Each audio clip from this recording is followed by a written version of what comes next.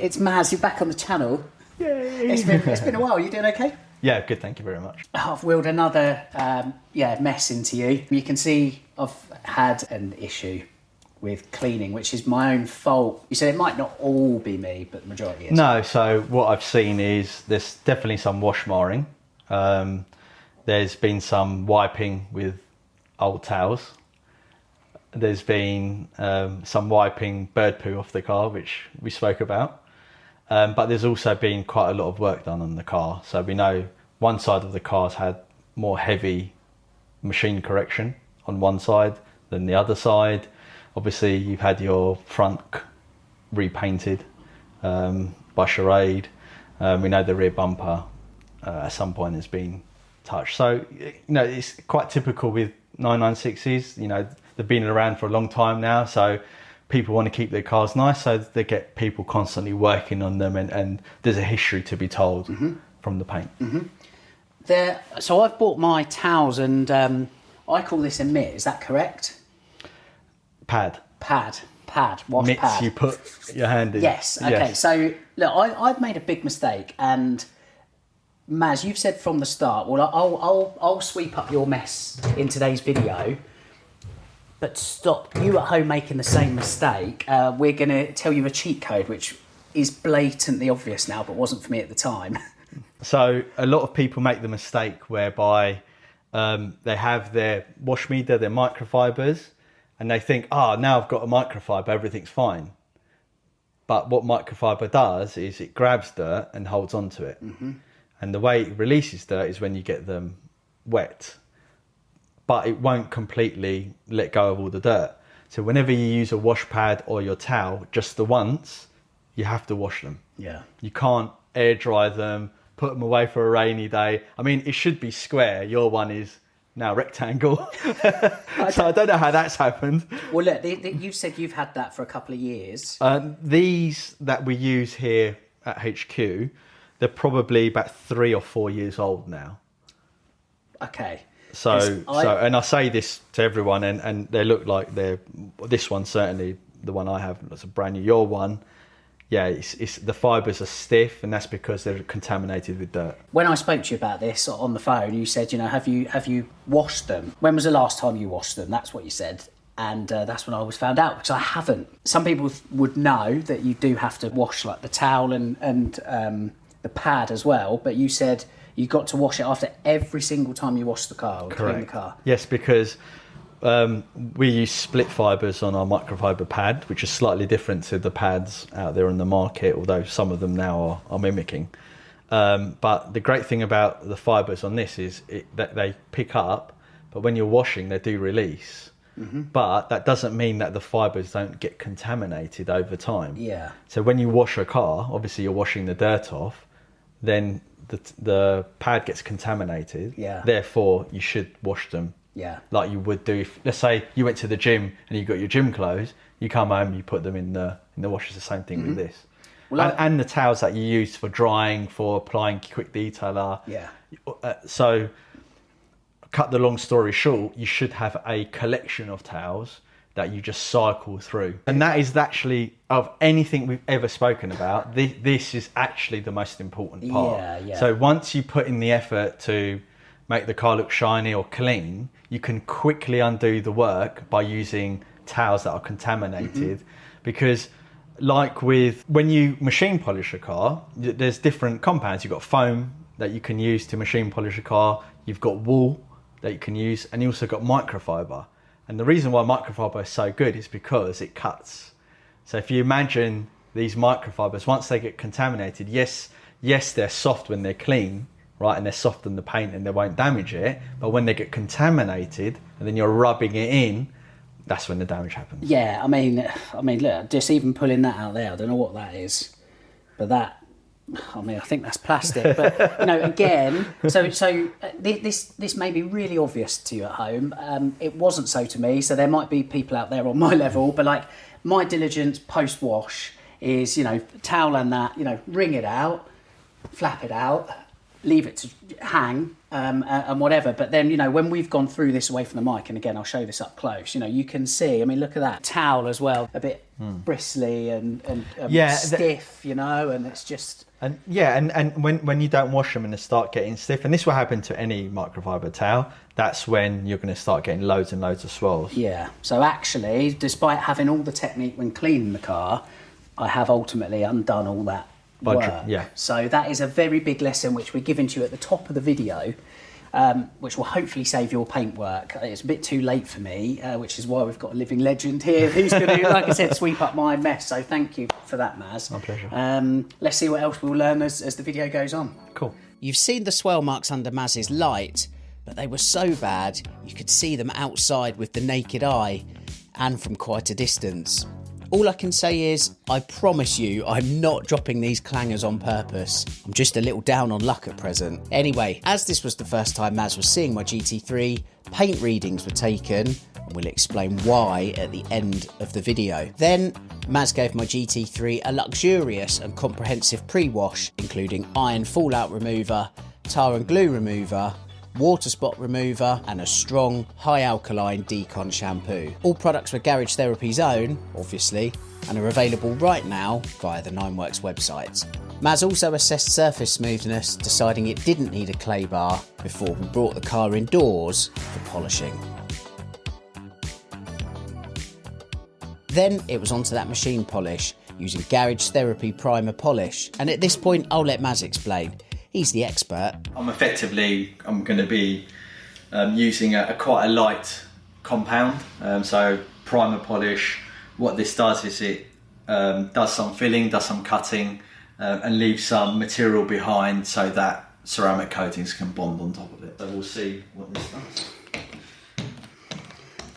We've previously covered the different ways to polish your car on this channel, and for your convenience I've popped the link on your screen right now to take a look.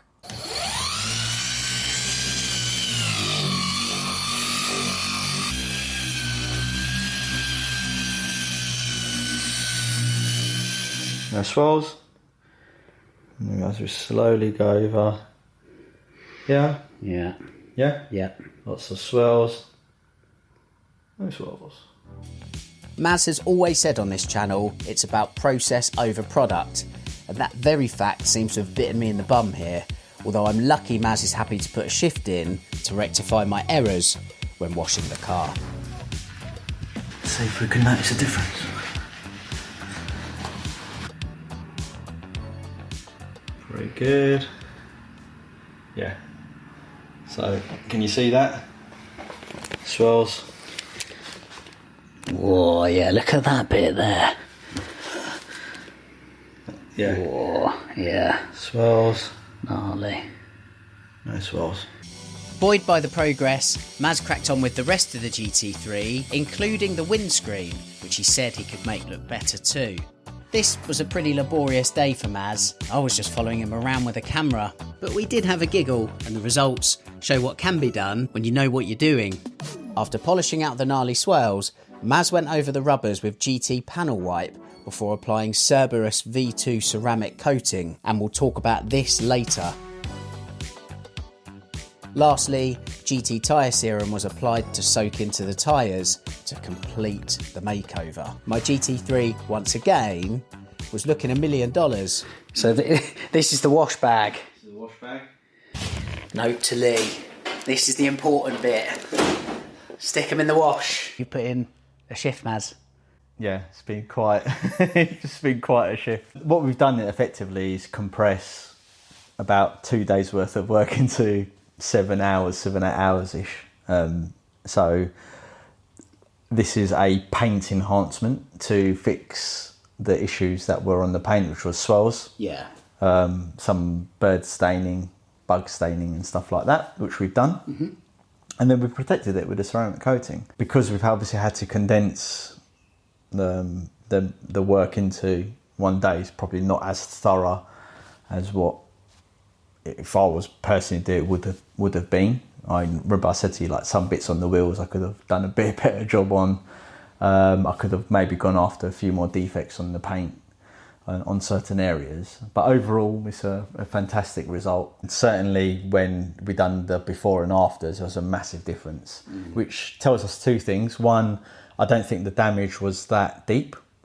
So most definitely some wash technique errors and bad wash media. Not so much the media's at fault, but obviously it wasn't washed regularly, so it's picked up contamination and therefore scratched the paint. But overall, as I said to you, the condition of the car's fantastic, and you don't see many cars that are 21, 22 years old in that good of a condition that this one's in. That ceramic coat has enhanced that in such a way and given it a gloss and almost given like the blue hue, like a royal hue to the midnight darkness, I would say. But why scientifically, if we may dive down there, does that ceramic coat like lift the paint in that way and make it so glossy? The coatings are polysiloxane coating, so it's an organic polysiloxane coating.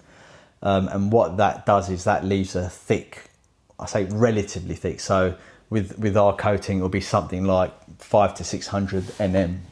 So for people that don't know, a car might have 120 UMs of paint on the car. So let's say 30-40 of that will be the primer, another 30-40 will be the colour, and then another 30-40 will be the lacquer, giving you a total of 120. You're adding, let's say, up to 1 of coating on the surface, and that fills in all of the micro imperfections in the paint and smooths the paint out. And with the type of materials that go into it, so you've got silicon dioxide, you've got the synthetic siloxanes and siloxanes and polymers that go into the coatings. They give you some gloss enhancing colour depth properties in those base materials, and as that goes onto the surface, you get that gloss, that richness coming out, because you're effectively filling in the micro imperfections in the paint. That, yes, polishing gives you 90% of that, but there's only so much it will give you when you're cutting paint. You're always going to have like imperfections in the paint. On that molecular level, where it's filling in those bumps, rises, it's giving a flatter surface for the light to reflect off more fully, rather than hitting lots of different bits. Exactly that, and that gives you, and because you're adding another layer on top as well,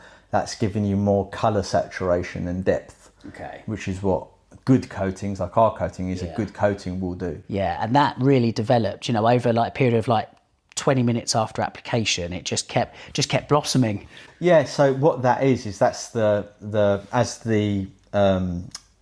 silicon dioxide is like forming a matrix, so it starts cross-linking with the paint and forming a matrix, a hard matrix, which is why they call them like glass coatings, crystal coatings, because the actual structure molecularly that it forms is very much like a glass, like SiO2, and as that hardens, that's when the gloss and everything starts coming out, because it's liquid. Then it hardens and it bonds to the paint and seeps into all of those pores and crevices and valleys, and that's where you get the uniformity and the gloss really starts coming out. Excellent. It's great to deep dive into some science. We'll come back out for air. There's kind of two things I want to finish on really.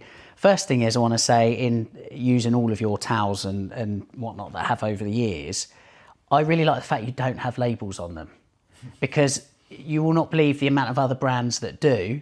And then when people are doing that over their car and you've got this bristle label effectively damaging the paint thereafter.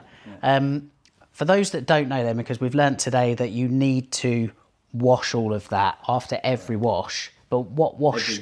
Every use. Yes. But, so what wash should it go on? So you shouldn't use too high of a temperature in the washing machine.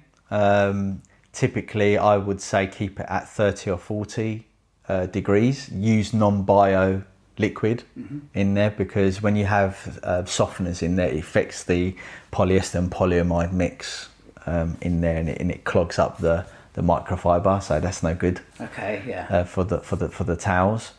You can wash them on a higher heat, but you will degrade the towels quicker, because It's a synthetic material at the end of the day, and there's a potential for it to melt the fibres.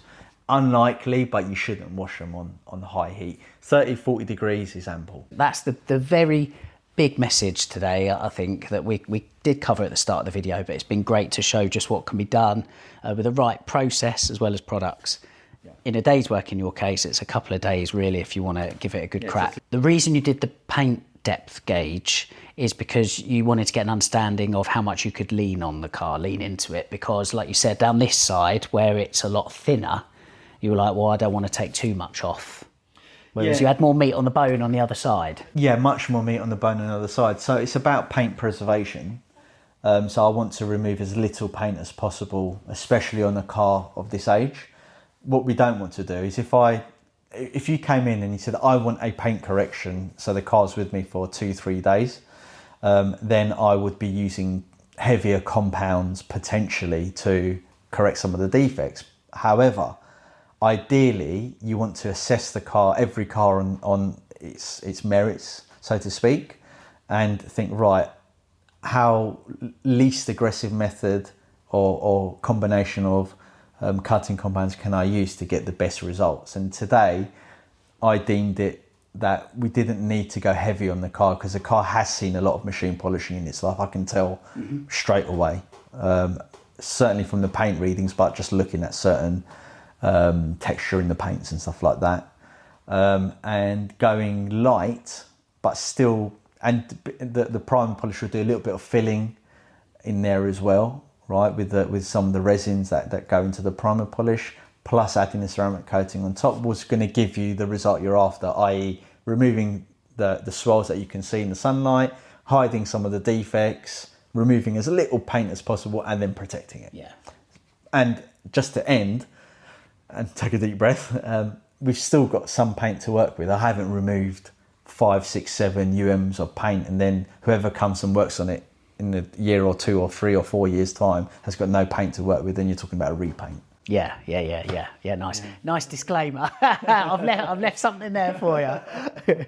Your diligence and hard work today, Maz, has been mint. Like you've made this look just absolutely beautiful from the dog's dinner that I turned it into pretty quickly. I have learnt a lot. I will take that forward. I will go and wash every time after use, mitts, towels, the lot. And thanks for making it look so splendid. My pleasure.